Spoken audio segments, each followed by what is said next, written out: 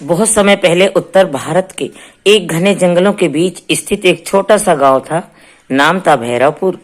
यह गांव बाकी गांवों से बिल्कुल अलग था। यहाँ हर अमावस्या की रात एक अजीब सा सन्नाटा छा जाता। लोग दरवाजे बंद कर लेते, दीपक बुझा देते और किसी को बाहर निकलने की इजाजत नहीं देते।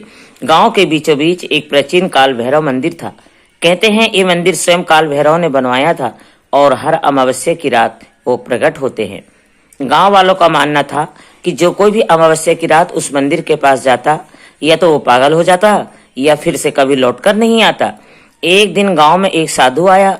वह बहुत ज्ञानी और तपस्वी था। उसने जब गांव के नियमों के बारे में सुना तो उसे हैरानी हुई। उसने कहा, अगर काल भैरव सच में प्रकट होते हैं तो मैं उनके दर्शन करना चाहता हूँ। गांव वालों ने बहुत मना किया, लेकिन वो नहीं माना और आखिरकार अमावस्या की रात वह मंदिर के पास जा पहुंचा। जैसे ही घड़ी ने मध्यरात्रि का समय दिखाया, मंदिर के भीतर से तेज रोशनी और ढोल नगाड़ों की आवाज आने लगी। साधु चौंका, लेकिन डरा नहीं। तभी मंदिर का दरवाजा अपने आप खुल गया। अंदर एक तेज प्रकाश हुआ और वहां स्वयं काल भैरव प्रकट हुए।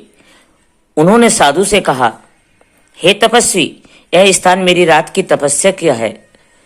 जो डरकर नहीं आता उसे मैं दर्शन देता हूँ, लेकिन यह शक्ति सबके बस की नहीं है, इसलिए गांव वाले इससे दूर रहते हैं। साधु ने नम्रता से प्रणाम किया और भैरव जी से आशीर्वाद मांगा।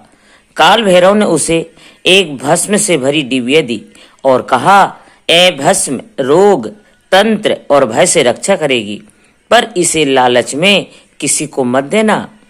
साधु ने आशीर्वाद लिया और गांव वालों को दिखाया कि भक्ति और साहस से भगवान मिल सकते हैं। उसके बाद गांव में अमावस्या को भय नहीं बल्कि भक्ति का दिन माने जाने लगा। लोग अब मंदिर के बाहर दीपक जलाते हैं और काल भैरव को प्रणाम करते हैं। अमावस्या की रात लोग क्यों डरते थे? पहले सभी अपने घरों में बंद रहते थे। कोई दीपक नहीं, कोई आवाज नहीं, बस हवा की साइम साइम और घड़ियां की टिक टिक। साधु ने सबको समझाया, डर को अलग कर दो और एक बार फिर से बाबा भैरवनाथ के मंदिर पर जाइए, आपको बाबा भैरवनाथ जरूर दर्शन देंगे। इस प्रकार साधु ने भी स्नान किया, रुद्राक्ष माला ली और भैरव मंदिर की ओर बढ़ा। जैसे जैसे वो मंदिर के पास गया, हवा तेज होने लगी, पेड़ झूमने लगे और वातावरण भारी हो गया। साधु मंदिर के सामने बैठ गया और भैरव चालीसा का पाठ करने लगा। घड़ी ने ठीक 12 बजाए, तभी मंदिर के अंदर से तेज रोशनी निकली, शंख ढोल नगाड़े गूंजने लगे। मंदिर के दरवाजे खुद ब खुद खुल गए। भीतर एक तेज उजाला फैला हुआ था। प्रकट हुए स्वयं काल भैरव, भयंकर रूप, हाथों में त्रिशूल, गले में नरमुंडों की माला, पर आंखों में अपार करुणा। काल भैरव बोले, हे तपस्वी, इस स्थान पर लोग भय से दूर रहते हैं, पर तू श्रद्धा से आया है। तू पहला है जो बिना डरे आया, इसलिए मैं तुझे दर्शन देता हूँ। फिर उन्होंने साधु को एक डिब्बी दी।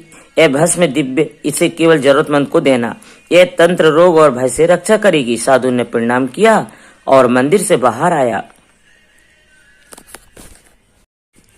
सुबह गांव वाले निकले तो देखा मंदिर के द्वार खुले हैं और साधु सुरक्षित बाहर बैठा है। लोग चौंक गए। साधु ने उन्हें पूरी घटना सुनाई और कहा, अब डर की जरूरत नहीं, अमावस्या कोई अभिशाप नहीं, ए काल भैरव की कृपा की रात है। उस दिन के बाद गांव में अमावस्या के दिन लोग मंदिर के बाहर दीपक जलाने लगे, भैरव चालीसा पढ़ने लगे। अब वहां डर नहीं, भक्ति का वातावरण बन गया। भय से नहीं, सच्ची श्रद्धा और भक्ति से भगवान के दर्शन होते हैं। जहां साहस और भक्ति होती है, वहां चमत्कार स्वयं घटते हैं। अब यह कहानी